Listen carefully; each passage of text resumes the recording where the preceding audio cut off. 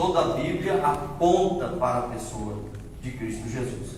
E depois, dentro da pregação, que é o primeiro ponto, da proclamação, nós falamos sobre a intenção na qual a pessoa prega, né? Pela qual a pessoa está pregando a palavra. Qual é a intenção? Nós falamos dos irmãos que tem pessoas que pregam e a intenção dela é simplesmente interesse próprio. A pessoa prega porque ela quer aparecer, porque ela quer estar no centro dos holofotes, quer poder, quer fama, né? quer dinheiro. Então muita gente prega com essas intenções, né? Eu sei que não é o caso dos irmãos, mas de vez em quando a gente vê pessoas aí, e a Bíblia fala sobre isso, de pessoas que fazem negócio da palavra de Deus, vendem a palavra de Deus como se fosse uma mercadoria, e aí querem se dar bem, querem lucrar com essas coisas, né? Querem lucrar com essas coisas espirituais, e a Bíblia ela não dá espaço para esse tipo de coisa. Teve um homem chamado Simão, Simão ou Simeão, acho que é Simão mesmo, Simão o mágico, ele prometeu dar dinheiro para o discípulo passar para ele o poder de batizar com o Espírito Santo. Simão, né? Ele queria colocar a mão na pessoa e a pessoa falar em línguas, para dizer que era uma mágica dele, porque ele fazia mágica, ele era um ilusionista, ele enganava as pessoas. E aí Pedro repreendeu ele na cara, dizendo para ele que se ele não se convertesse, ele ia parar no inferno com aquela conversa dele. E aí ele ficou meio com medo da conversa de Pedro, pediu perdão, pediu oração. E aí esse é o problema. Qual é o problema? Da gente pensar porque a gente tem dinheiro, agora a gente pode se dar bem na frente da obra. Então a obra não se compra e não se vende. Não se compra e não se vende. Jesus disse: de graça receber, de graça dar. Aí alguém pode dizer: mas por que eu tenho que dar o dízimo na igreja? Aí é diferente. Você está contribuindo, você não está pagando, você está contribuindo. Ou seja, você vai estar devolvendo o dízimo, né? Vai estar devolvendo o dízimo. Você não está pagando. Você não está pagando para assistir um culto. Até porque nem todos dão dízimo, não é? E nem todos são obrigados a dar o dízimo. Dízimo é questão de fé. Dízimo é questão de generosidade. Dízimo é questão de amadurecimento. A pessoa que não amadureceu ainda, e não é capaz de dizimar.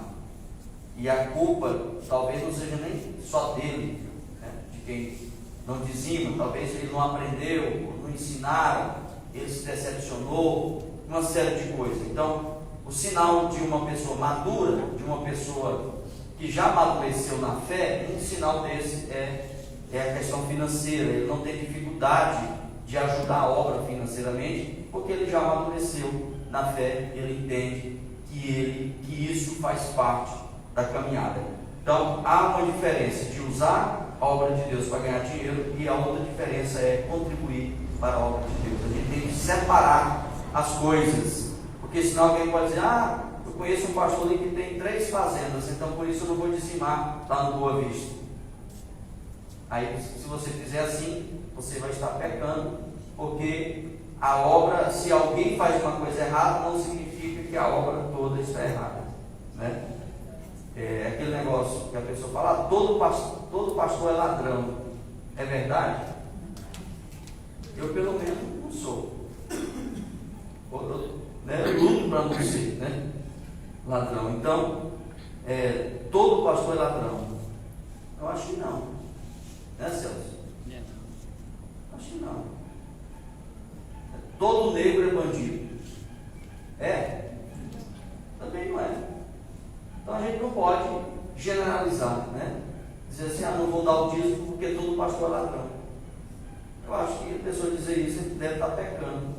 Ele não está colocando as coisas certas na balança, né? A medida dele está desregulada. Então veja bem, Então, nós estamos falando da pregação e hoje nós vamos falar, eu estava falando da intenção da pregação, né? Qual é a intenção que a pessoa prega. E hoje eu quero falar sobre o ensino. Então, dentro da pregação, eu dividi em 3 pontos, né? Dentro da pregação, que foi o conteúdo, o tema e a intenção. Agora, dentro do ensino, eu fiz um pouquinho diferente. Eu fiz algumas perguntas sobre o ensino. E esse texto que lemos, o apóstolo Paulo, ele vai falar umas coisas interessantes sobre o ensino. É claro que nós temos outros versículos aqui que eu quero trazer para os irmãos, mas o apóstolo Paulo, falando ao seu discípulo, ao seu filho na fé, Timóteo, ele vai trazer algumas orientações importantes acerca do ensino, da palavra, do modo de vida, do testemunho, do comportamento. Ele vai falar nesse texto. E eu quero reler o texto com os irmãos mais uma vez. O texto diz assim, o apóstolo Paulo diz lá no versículo 10: Tu, porém, tens seguido atentamente minha teologia. O que o apóstolo Paulo está dizendo é que ele ensinou a teologia, ensinou a palavra de Deus, aquilo que ele tinha ensinado.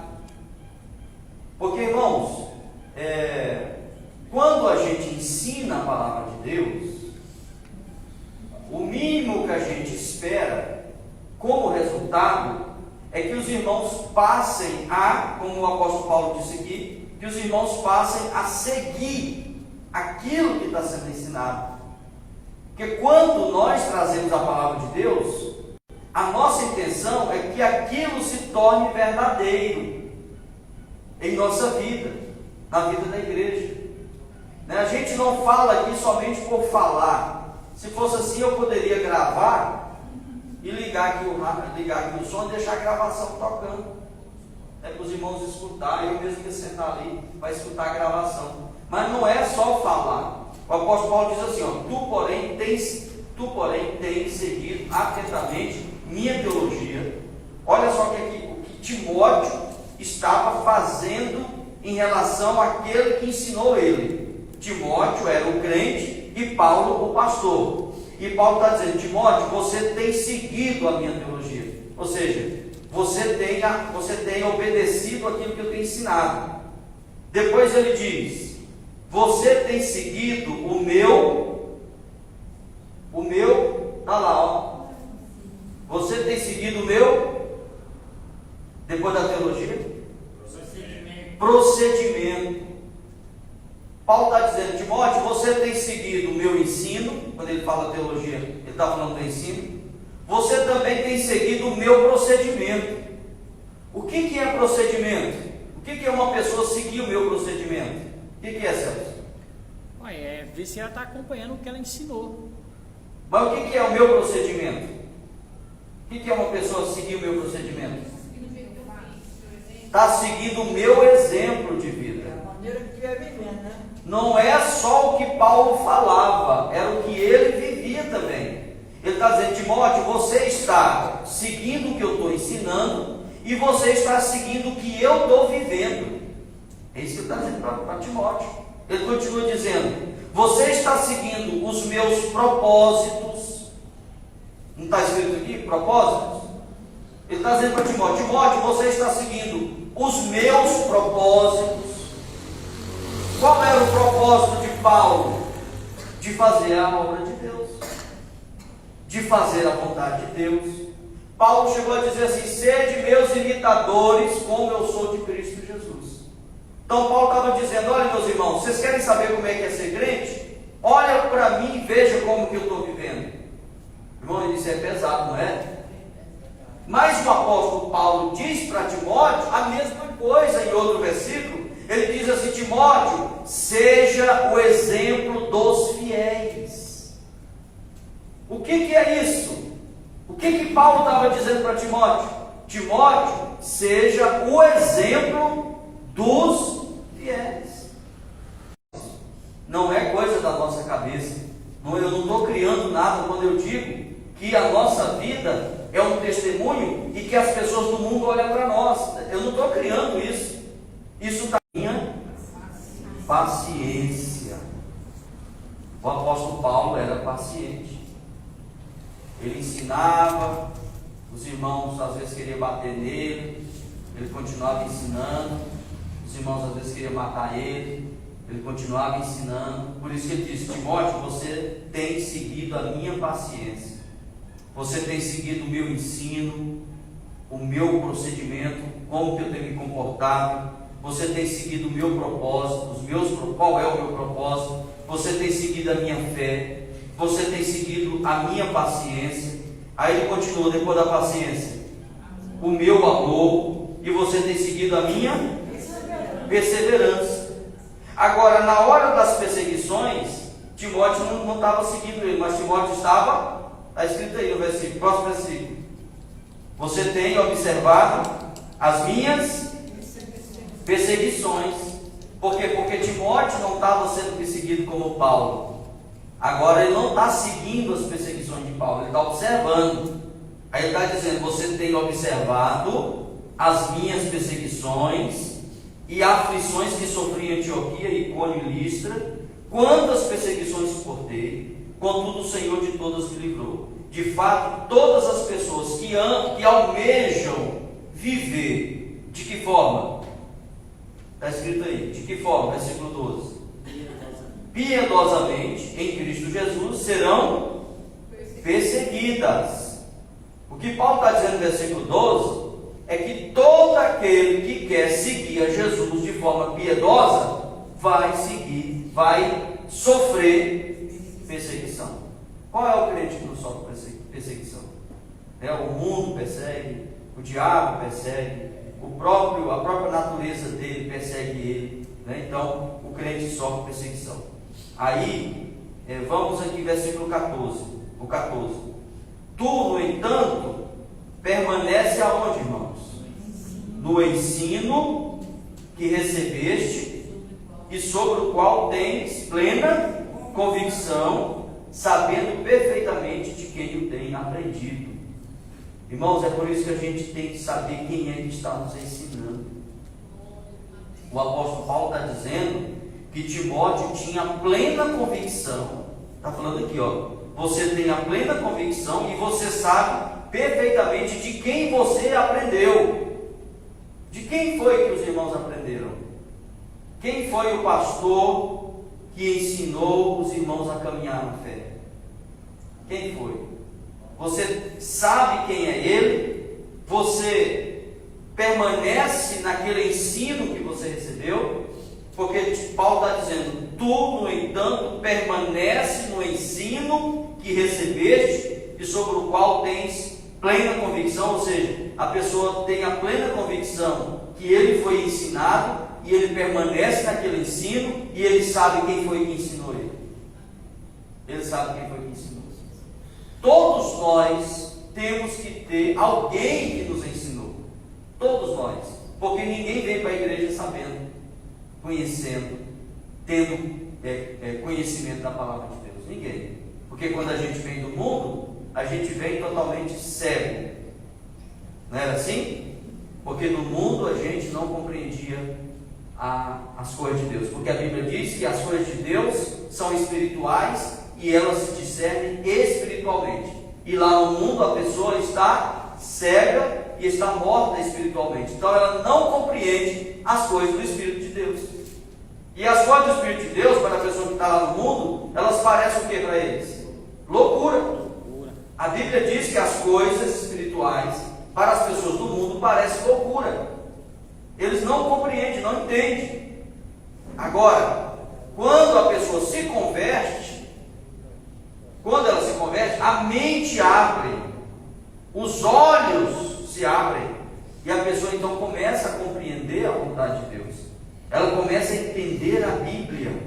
É a mesma Bíblia que ela tentava ler antes de ser crente, que não compreendia. Agora ela lê a mesma Bíblia e agora ela entende. Por que ela entende? Porque os olhos espirituais se lhe abriram. a cegueira espiritual foi curada.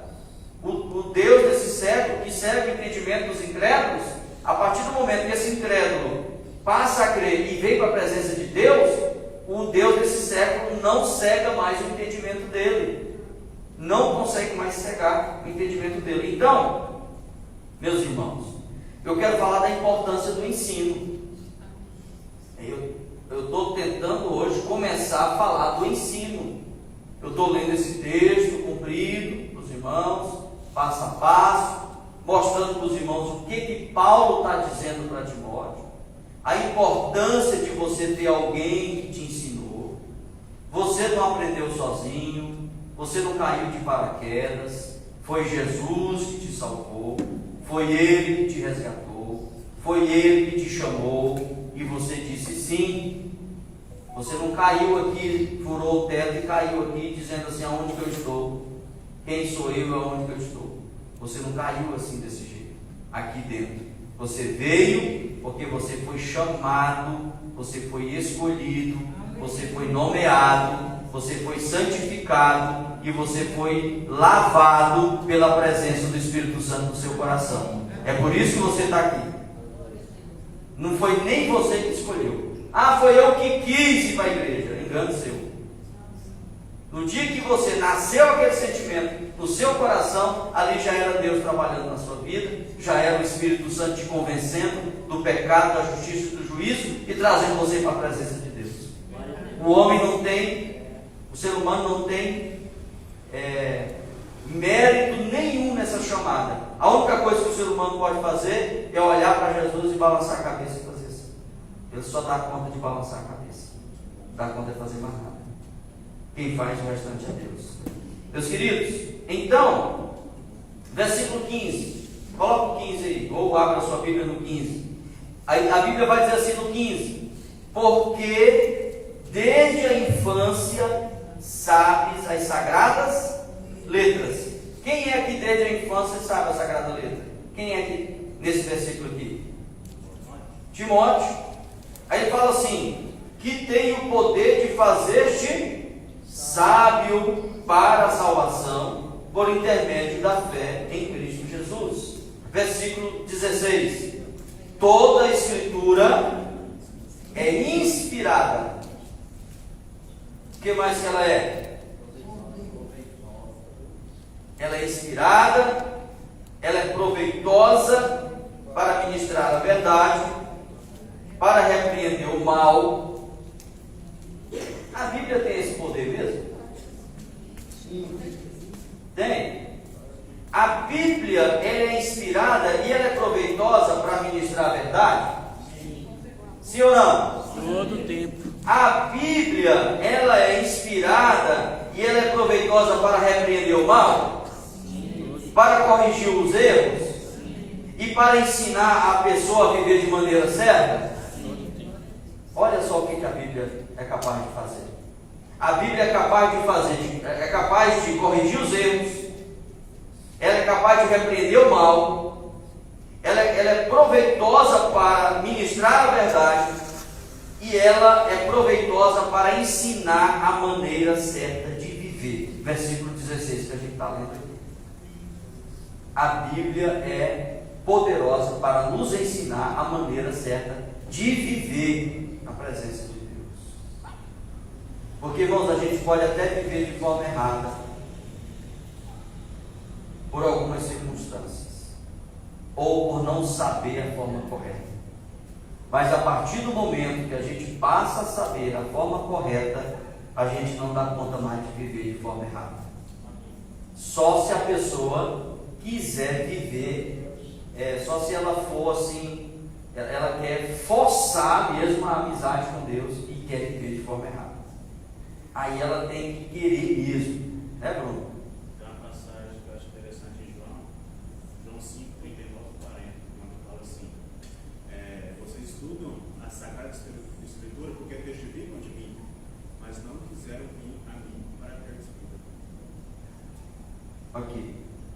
Vós examinais criteriosamente as Escrituras, porque julgais ter nelas a vida eterna, e são elas que testemunham acerca de mim. Todavia vós não quereis vir a mim para terdes a vida. Pode continuar. Para terdes a vida. E não aceito honra que procede dos homens. Ou seja, as pessoas criam no poder da Bíblia, é isso que o Bruno está trazendo. As pessoas acreditavam no poder da Bíblia, mas não queriam vir até Jesus para ter a vida transformada. Está vendo? É igual nós, por exemplo, a gente ouve o ensinamento, sabe que está certo, mas não quer deixar aquela palavra, aquele ensinamento mudar a minha vida. Não quer deixar. Então a pessoa está fazendo de propósito. Ela está tendo tipo assim, uma queda de braço com Deus. Ela está dizendo: Senhor, eu sei que o Senhor quer que eu viva desse jeito, mas eu vou viver desse jeito. Aí fica tendo uma queda de braço. Mas aí eu tenho que avisar os irmãos que nessa queda de braço não tem como você ganhar. Ou tem, irmãos? O apóstolo Paulo chegou a dizer assim: porventura nós somos mais poderosos do que Deus para estar resistindo a Ele?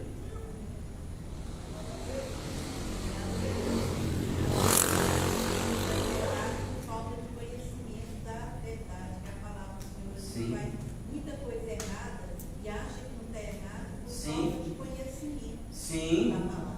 exatamente. Eu falei, a gente faz errado por algumas circunstâncias. Ou a gente está numa situação que não tem como fazer o certo agora, mas a gente sabe que é errado. Ou a gente não sabe que é errado.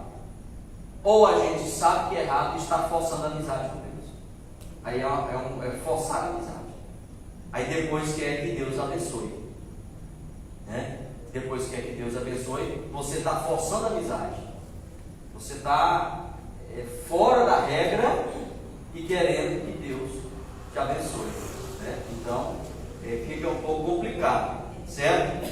Então assim, versículo 17: por que a palavra de Deus ela é proveitosa? Para ministrar a verdade, para repreender o mal, para corrigir os erros e para ensinar a maneira certa de viver. Para quê? Versículo 17. Para quê, irmãos? Para que todo homem de Deus tenha capacidade e pleno preparo para realizar todas as boas ações. Como é que é aí, irmão Antônio, nessa versão? Toda obra, toda boa obra. Então a palavra de Deus, ela tem tudo isso para que você tenha a capacidade,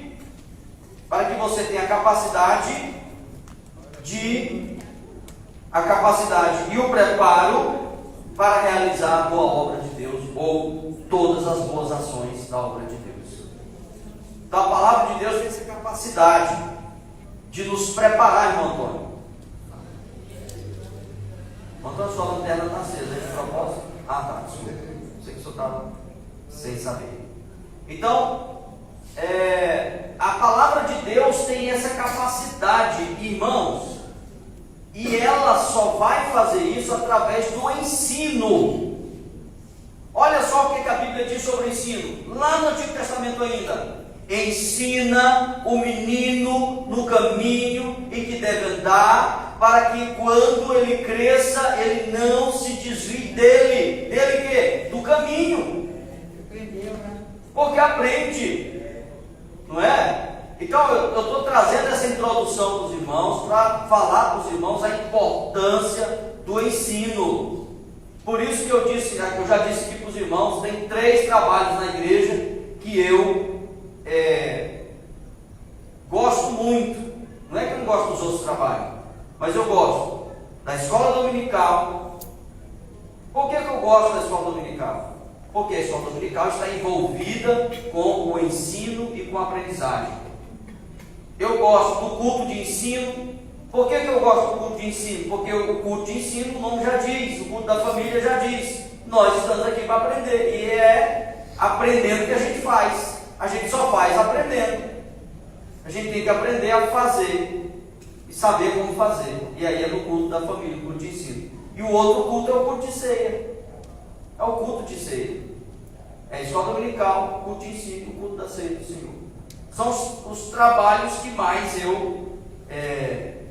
para mim, eu sinto que é muito importante. Não que os outros não sejam. Mas, por exemplo, como é que eu vou aprender em um culto de domingo, um culto evangelístico, um culto de festa, quando você tem ali meia hora, hoje no máximo, meia hora, 20 minutos de pregação, e vai que o pregador dá um azar e ele não prega nada. Ele fala, e depois no final do culto a pessoa te pergunta o que o pregador falou. Rapaz, eu não sei, eu sei que foi bom. Eu não sei nada que o pregador disse, mas eu sei que foi bom, eu senti uma alegria. Não, Bruno. É que acho interessante o negócio que você falou. Eu não sei o que o pregador falou, mas foi bom. Às vezes o pregador falou uma coisa que você está querendo perguntar, mas não pode levantar a mão. Não pode. É porque o culto não é para isso, né? Um culto de ensino, os irmãos já tem mais liberdade. A escola dominical a gente já tem mais liberdade de conversar, de perguntar, de participar, né? Então, assim, a primeira pergunta, não sei se o Rodrigo deu tempo de colocar, a primeira pergunta que eu coloquei sobre o ensino a primeira pergunta é: o que ensinar? O que ensinar? Esse mesmo texto, que nós já lemos aqui, vai dizer que toda a Escritura é inspirada por Deus. Aí ele vai dizer que é inspirada por Deus e proveitosa para ministrar a verdade, para repreender o mal, para corrigir os erros e para ensinar a maneira certa de viver. Então, aí a pergunta é: o que ensinar? Quem responde? O que nós temos que ensinar? A palavra de Deus. Porque ela é proveitosa, ela é inspirada, ela tem todas essas características importantes, que aí nós entendemos no versículo 27, para que todo homem tenha capacidade e seja preparado para realizar toda boa obra. Mas ele só é preparado e capacitado pela palavra de Deus. Porque a gente tem aquele ditado que fala assim: Deus não chama os capacitados, mas capacita os que são chamados. Aí eu faço uma pergunta: e como é que Deus capacita os chamados? Como é que é feita a capacitação? Escola Bíblica Dominical. Como é que é feita o preparo? Na palavra. E aí, como é que eu me preparo? Como é que eu me preparo? Claro que Deus está me preparando, mas eu pergunto: qual é a minha parte no preparo de Deus? Estudar, ler, orar. Eu tenho que fazer minha parte, não tem? Ou eu tenho que sentar aqui e dizer: senão Deus vai me preparar. Aí eu digo assim: irmão, nós temos um curso lá na sede, um curso de obreiro, preparatório de obreiro. Aí o irmão está sentado cruzado os braços: não, eu não vou não, Deus vai me preparar aqui. Vou ficar sentado. Aí eu digo: irmão, está tendo um curso de teologia para estudar a Bíblia, para a gente aprender mais, ou um curso de psicologia, ou um curso, qualquer outro curso de direito. A pessoa cruza o braço: não, quem vai me preparar é Deus, não é o homem não. Aí eu pergunto, aí é igual aquela pessoa que está numa enchente, a cidade toda alagou, e a pessoa foi pendurada na ponta do poste, e a água batendo no pé dele, já indo no ponto do poste. E aí alguém foi lá num bote, numa canoa, para pegar ele. Ele falou: não, é Deus que vai me salvar. Aí o helicóptero do bombeiro desceu, jogou a corda: pega a corda com a boia. Ele falou: não vou pegar nada, Deus que vai me salvar. É a mesma coisa do preparo. Estou falando do preparo. É a mesma coisinha. Aí sabe o que aconteceu? A água subiu, matou ele afogado. Porque ele disse que quem ia salvar ele era Deus. Eu pergunto: Deus foi lá para salvar ele? Foi. Como que Deus foi? Primeiro foi com um canoeiro, que foi na canoa. Depois o helicóptero e outros mais que salvar ele, mas ele diz: não, não quero não, porque não é homem que vai me salvar, quem vai me salvar é Deus. Desse jeito é o preparo. As pessoas pensam que é Deus que vai descer da terra, abrir a sua cabecinha oca e colocar o conhecimento dentro dela. Não. Por que Deus não vai fazer isso? Porque Deus já deu a oportunidade para o homem criar as escolas. Deus já deu a oportunidade para o homem se tornar professores, para ensinar. E Deus nos dá a capacidade de aprender, de crescer. Agora eu vou sentar numa cadeira, cruzar o braço e dizer assim: não, quem vai me preparar é Deus, não é o homem.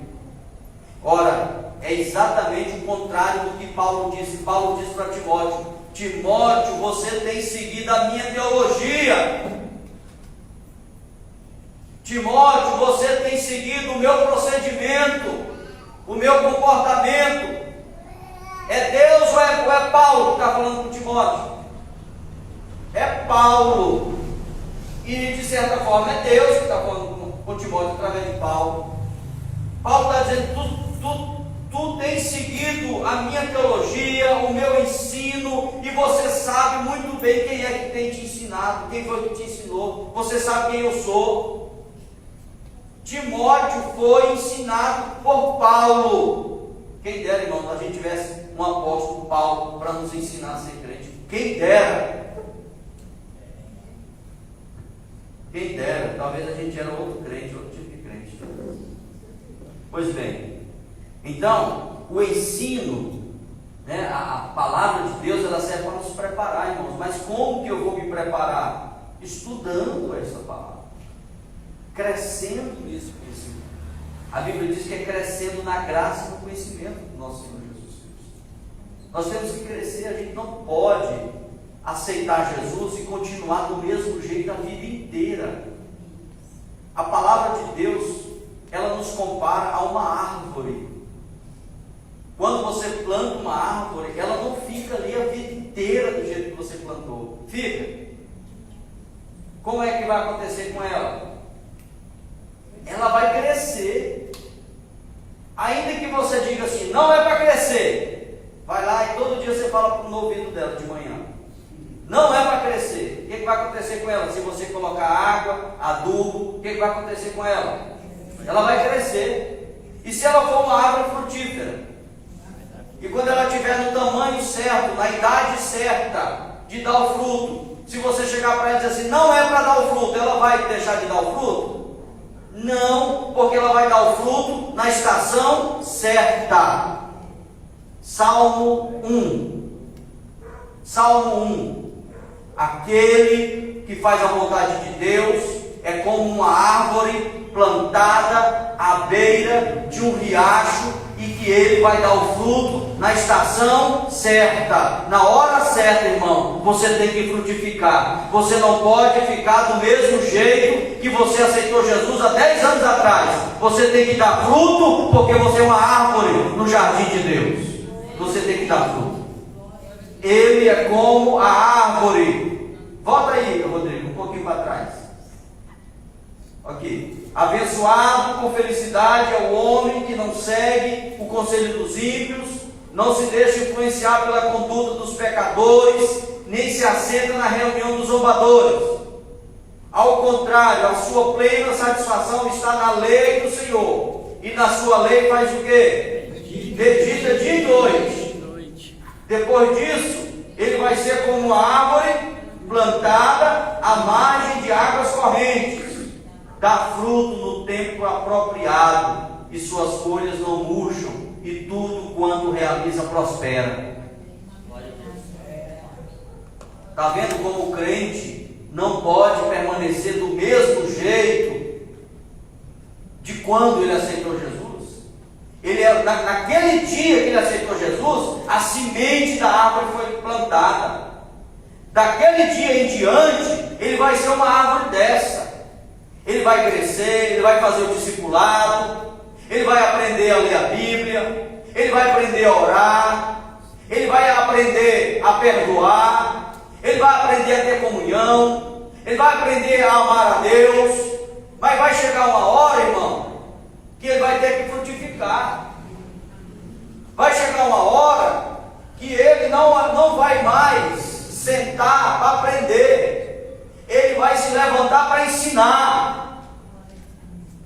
Vai chegar uma hora que ele não vai mais ter que aprender a entender a Bíblia, porque ele já entendeu. Agora ele vai pregar a Bíblia, porque ele já entendeu, Celso. Glória a Deus. Os irmãos estão entendendo? Essa árvore aqui, ó, ela dá o fruto no tempo apropriado. Sabe o que é tempo apropriado, irmão? É porque a árvore, ela cresce, ela se desenvolve e chega uma hora que ela tem que dar fruto. Querendo ou não, ela vai dar o fruto. Ela vai frutificar no tempo certo. O crente também é da mesma forma. Sabe quando é que o crente não dá o fruto? Sabe quando é que é? É aquilo que Jesus falou. Vós sois as varas e eu sou o caule, o tronco. Toda vara que está enxertada em mim, essa dá muito fruto. Sabe por que muito crente não dá fruto? É porque não está mais enxertado na videira, não está mais enxertado em Cristo. Jesus é o tronco, aonde o galho está enfiado, e o galho enfiado naquele tronco recebe a energia, recebe a vitamina, recebe todo o nutriente do tronco. Ou Jesus não tem vitamina para dar para nós? Ou ele não tem substância para dar para nós? Ou ele não tem poder para dar para nós? Se você estiver enxertado nele, meu querido, você vai dar fruto. Agora Jesus disse assim: toda árvore que não está em mim, ela não dá fruto, mas ela é cortada e jogada fora. Agora, qual deve ser a minha preocupação, irmão Bruno? Eu vou olhar para mim e vou dizer assim: eu já tenho 20 anos de crente. Será que eu estou frutificando? Tem alguma coisa errada comigo? Eu não consigo frutificar? Eu continuo com medo, como se eu fosse um novo convertido? Eu continuo com medo de falar de Jesus? Eu continuo com dúvida? Eu não quero me envolver na obra, eu não quero contribuir na obra, porque eu ainda tenho dúvidas. Aquelas dúvidas de novo convertido, aquela coisa que ele ainda está aprendendo a dar os primeiros passos. A pessoa com 20 anos de crente ainda tem o mesmo sentimento,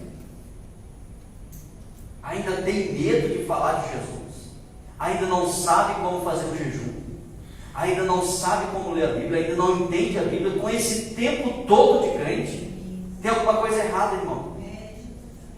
Não é o mesmo Jesus da Bíblia, não pode ser, não pode ser. Jesus disse: se vós estiverdes em mim, vocês darão muito fruto, porque sem mim nada vocês podem fazer. Foi o que Jesus disse. Se nós estamos nele, nós podemos fazer tudo o que ele permite que a gente faça. Mas se a gente não estiver nele, ele diz: vocês não podem fazer nada se não estiver em mim. Nada vocês podem fazer. Agora eu pergunto, irmão, como é que nós estamos? Eu ficaria com vergonha. A idade que eu tenho de crente, me comportar como criança. O apóstolo Paulo disse assim: quando eu era menino, eu falava como menino, eu pensava como menino, eu fazia as coisas de menino. Mas o apóstolo Paulo diz: mas agora eu já sou homem, agora eu já sou velho, e eu não faço mais as coisas de menino.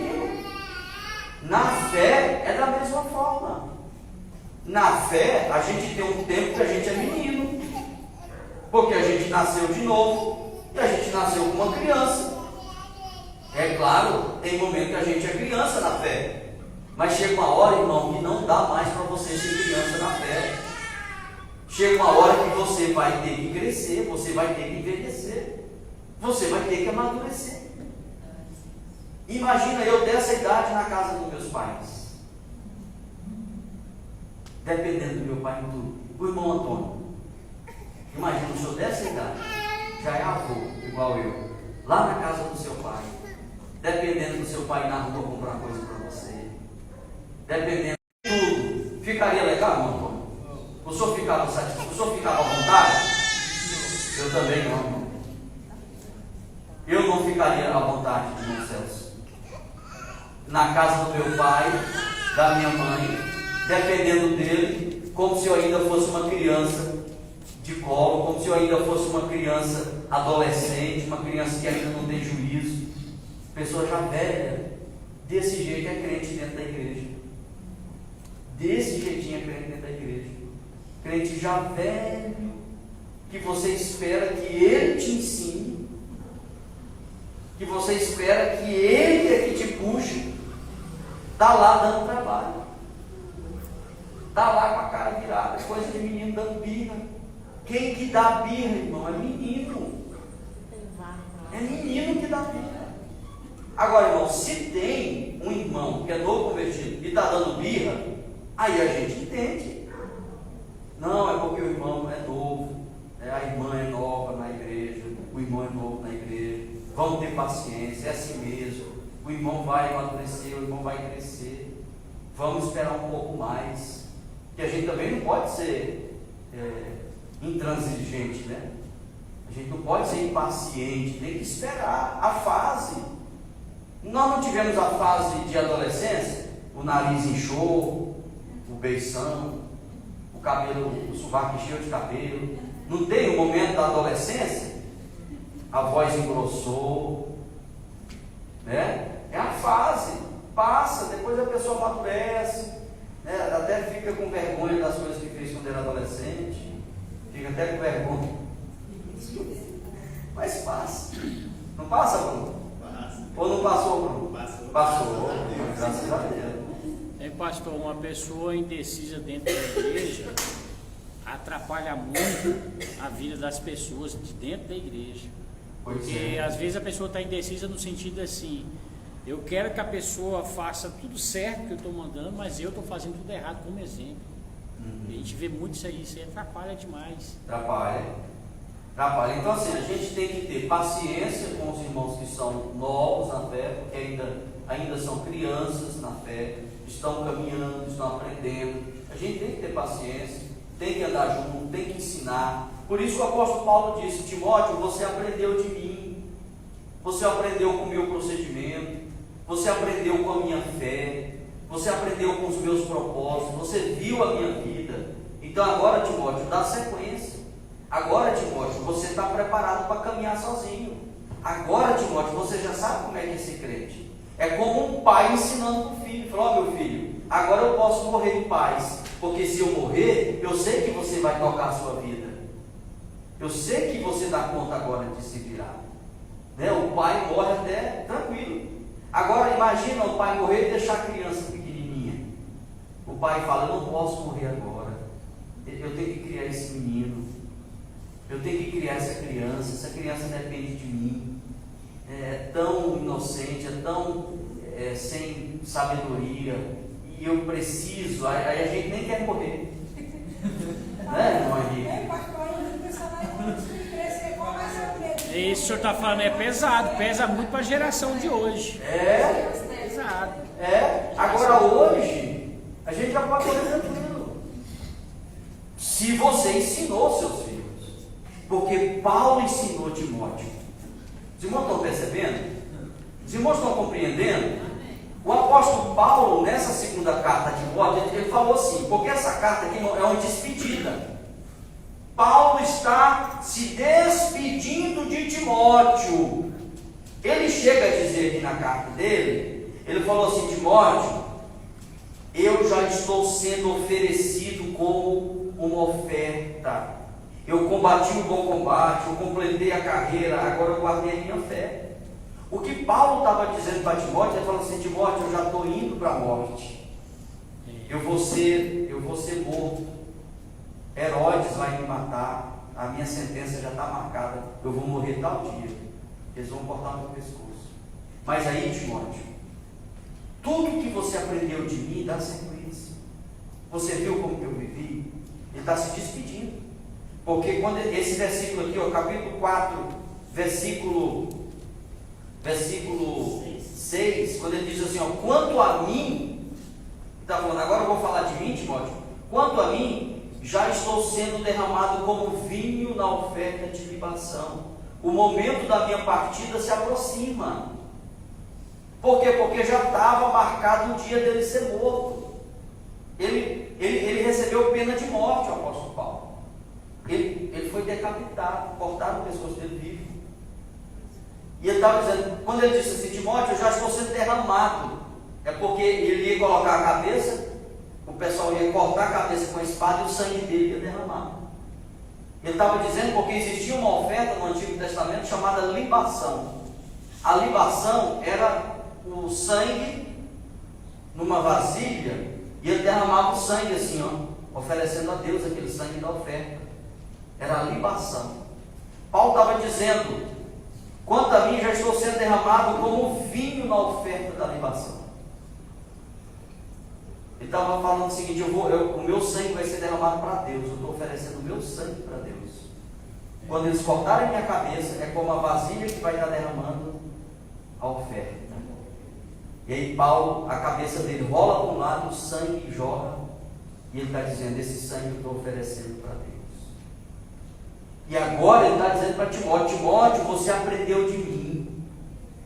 Timóteo, você está vendo a minha fé, você está vendo o meu comportamento, meus propósitos, a minha teologia, o meu ensino, Timóteo. Você sabe de quem você aprendeu, você me conhece, Timóteo. Você me conhece, você observou as perseguições que eu sofri, você observou como que eu vivi lá, como que eu fui perseguido em Listra, ele fala o nome das cidades aqui, né?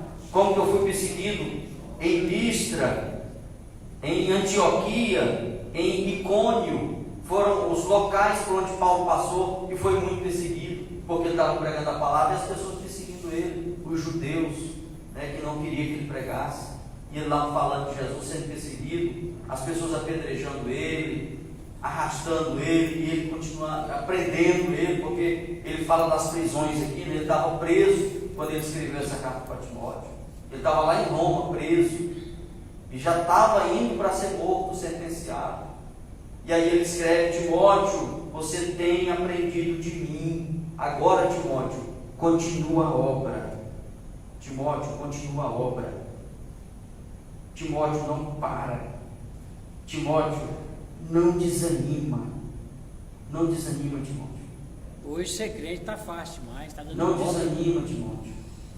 Não desanima. Ele chega a dizer aqui, ó, por que Timóteo não tinha que desanimar? Ele diz assim, capítulo 4, versículo 2, prega a palavra, insiste a tempo e fora de tempo, aconselha, repreende, encoraja com toda paciência e com a sã doutrina. Versículo 3 do 4, porque chegará o tempo em que não suportarão o santo ensino, ao contrário, sentindo coceira nos ouvidos, reunirão mestres para si mesmos, de acordo com suas próprias vontades, né? Tais pessoas se recusarão a dar ouvidos à verdade, voltando-se para os mitos. Tu, no entanto, ser equilibrado, em tudo suporta os sofrimentos, fazem a obra de um evangelista e cumpre o teu ministério. Então, irmãos, o ensino da palavra de Deus. Imagina você passar para o seu filho e dizer assim, olha meu filho, eu posso morrer agora tranquilo, porque eu sei que você vai dar conta de ser crente, porque eu consegui te ensinar, você viu a minha vida, você viu o meu procedimento, você viu a minha fé, e agora eu estou voltando para casa, agora eu estou voltando para casa, estou voltando para a casa do Pai, mas você fica aqui agora, no meu lugar. Então o ensino da palavra de Deus, ela faz parte da igreja. Sem esse ensino, irmãos, a gente não consegue ir muito longe, né? Então a primeira pergunta que eu fiz é, o que ensinar? O que ensinar? Coloca aí para nós, irmão Rodrigo, 1 Timóteo, capítulo 6, do 3 ao 5. Porque assim como existe a doutrina correta, existe a doutrina falsa, irmãos. 1 Timóteo, capítulo 6, do 3 ao 5. Volta um pouquinho para Timóteo aí. Capítulo 6, do 3 ao 5, a palavra vai dizer assim: se alguém ensina falsas doutrinas e não concorda com a sã doutrina de nosso Senhor Jesus Cristo e com a teologia que é segundo a piedade, versículo 4, essa pessoa é arrogante e nada compreende, todavia delira em questões e controvérsias acerca de palavras. Dessa atitude brotam as invejas, as brigas, difamações e suspeitas malignas, batalhas constantes entre aqueles que têm a mente corrompida e que são privados da verdade, os quais imaginam que a piedade é fonte de lucro. Ou seja, a pessoa pensa que a vida cristã é fonte de lucro. Então, uma pessoa dessa está delirando, ela está perdendo o juízo, né? Então, assim, aí a pergunta é: o que ensinar? Ensinar a palavra, ensinar a doutrina, mas nós temos que ensinar a doutrina correta. Romanos capítulo 15, versículo 4. O apóstolo Paulo vai dizer também na igreja aos Romanos, que tudo quanto foi escrito para nós. Não tem como, irmãos, eu escolher versículos da palavra de Deus. Falar assim, não, esse versículo aqui eu não posso pregar. Esse versículo aqui eu não posso ler na igreja. Porque, por causa disso, por causa daquilo, não, porque senão vai acontecer isso. A palavra de Deus está lá, Romanos 15, 4. Porquanto tudo que foi escrito no passado foi escrito para nos ensinar, de forma que por meio da perseverança e do bom ânimo proveniente das Escrituras, mantenhamos firme a nossa esperança. Ou seja, irmãos, tudo que foi escrito na palavra foi escrito para o nosso ensino, para nos ensinar. Romanos capítulo 15, versículo 4.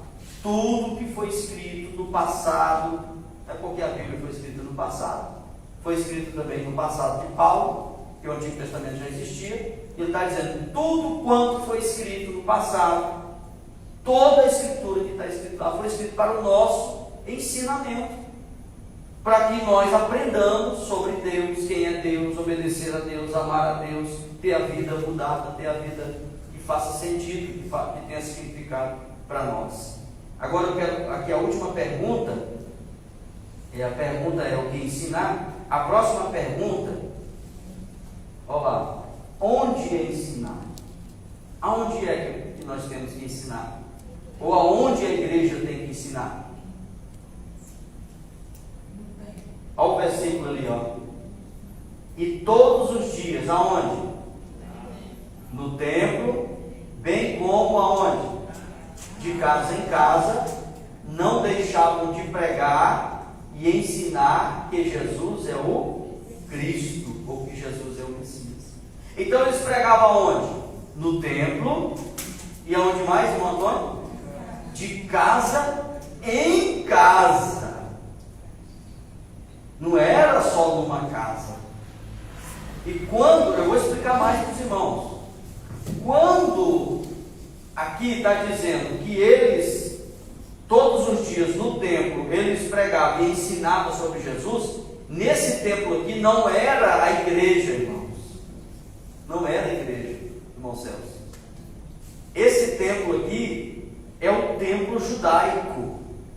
E lá eles não podiam cultuar Jesus. E aí, eles pregando no templo era um risco. Eles poderiam ser apedrejados. Então eles iam no templo. Você lembra de Pedro e João quando sobra ao templo para orar? O que eles fazem? Ele cura um aleijado. Através daquela cura, eles pregam sobre Jesus lá no templo, porque lá era proibido pregar sobre Jesus. Se eles pregassem lá, eles seriam apedrejados. Os judeus não aceitavam falar de Jesus lá dentro do templo. E aqui eles pregavam dentro do templo, arriscando a própria cabeça, irmão. Mas eles pregavam também nas casas, porque naquela época a igreja funcionava nas casas. E eles nas casas, por isso que ele fala, de casa em casa. Por quê? A igreja funcionava numa casa, mas eles faziam também o evangelismo nas outras casas. Está aqui, ó. Então a pergunta é, onde ensinar? Aí eu faço a pergunta, os irmãos têm condição de responder? Aonde que a igreja tem que ensinar, Celso? No templo e em casa. Em todos os lugares. Em todos os lugares. Qual é o lugar mais adequado para a igreja ensinar? Aqui dentro. É o mais adequado. Mas não significa que a gente não possa também ensinar sobre Jesus em outro lugar. Porque aqui está dizendo que eles pregavam e ensinavam. Não é só pregar, é pregar e ensinar. Eles pregavam, está aqui, ó. Pregava, não deixavam de pregar e de ensinar que Jesus era o Cristo. Pregava e ensinava no templo e de casa em casa, né? Então eu vou parar por aqui, irmãos, porque o tempo já está escoando e eu quero aproveitar esse tempinho para a gente não extrapolar muito, porque senão os irmãos ficam zangados depois. Meus queridos, eu anotei algumas coisas aqui, eu tenho que falar com os irmãos rapidinho. A irmã Cleonice, ela me lembrou ontem que ficou faltando um item daquela para a feira típica, né, irmã Cleonice? E o item